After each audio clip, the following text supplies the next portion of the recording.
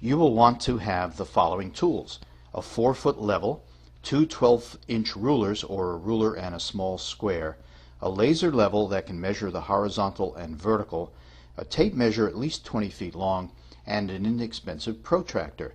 A flashlight might come in handy. If you don't have a laser level, the 4-foot level will be okay. You might have to make a few pencil marks on the wall, or you can use post-it notes. You'll also need our analysis form. A clipboard is really convenient. You will want 2 people for some of the measurements.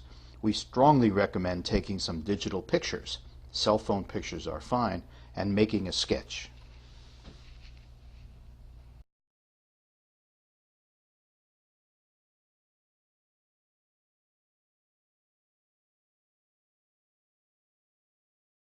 Measure the depth of the top tread from the riser to the nose.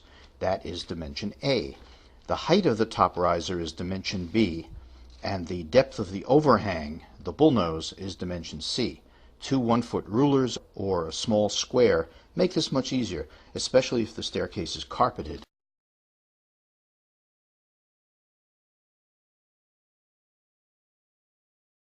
If there is carpet, compress it as you measure.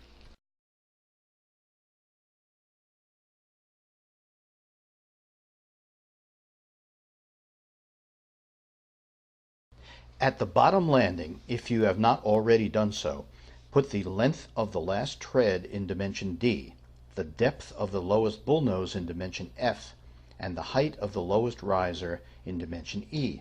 Like the height at the top riser, the lowest riser is often different from the others, and it's important for us to know that.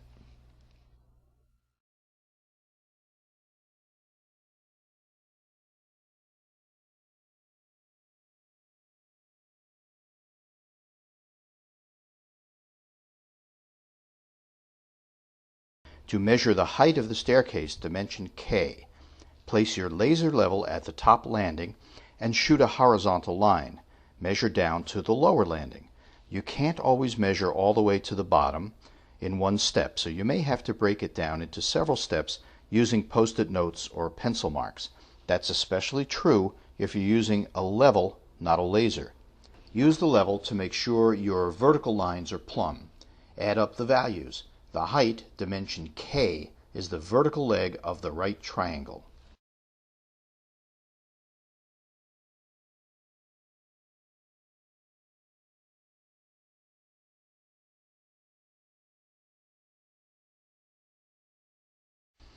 To measure the length of run, also called nose to floor, place a straight edge, like a 4-foot level, across several steps at the bottom of the stairs.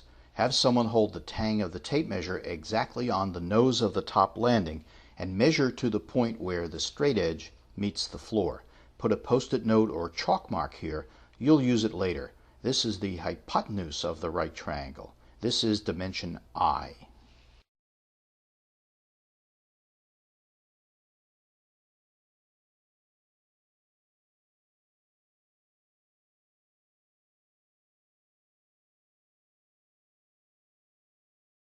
Count the number of risers, not the number of steps, and put that in dimension J.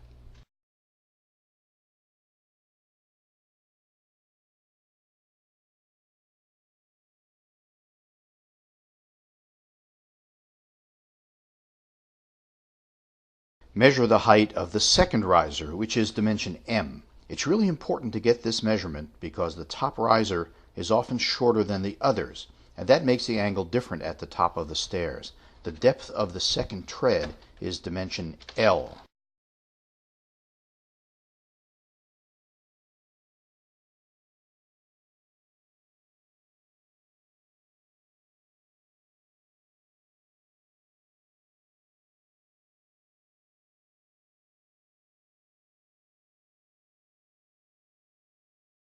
Measure the width of the staircase at several points and put the narrowest value in dimension T.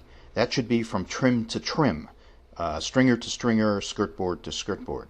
Generally speaking, we want a minimum width of 36 inches. If the staircase is a little too narrow, measure the width from wall to wall and note it in dimension TT. Give us a call. We can discuss notching the stringer or other measures to pick up an inch or so.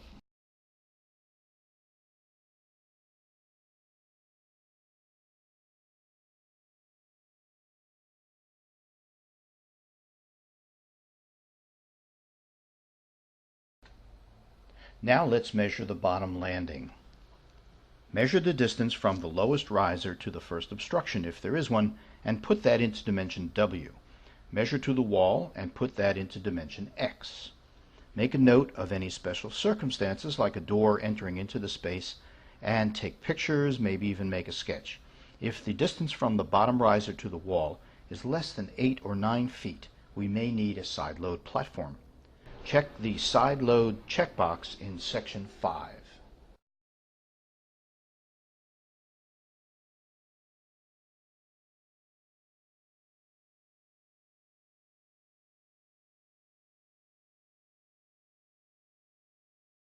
Let's start at the bottom of the stairs looking up. Whenever we say right or left, we do it from this perspective.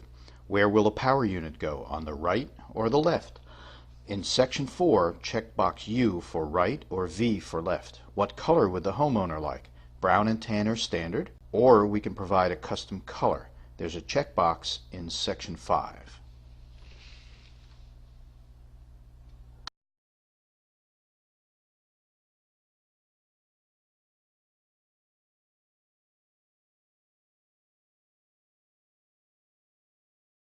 Will the platform go into a pit at the lower landing? Check the box in section 5. Does the power unit have to go on the other side of a wall? Check the box in section 5 and measure the distance through the wall. Standard shaft extensions are 6 inches or 10 inches, and we can make almost any length. Make a note in section 5.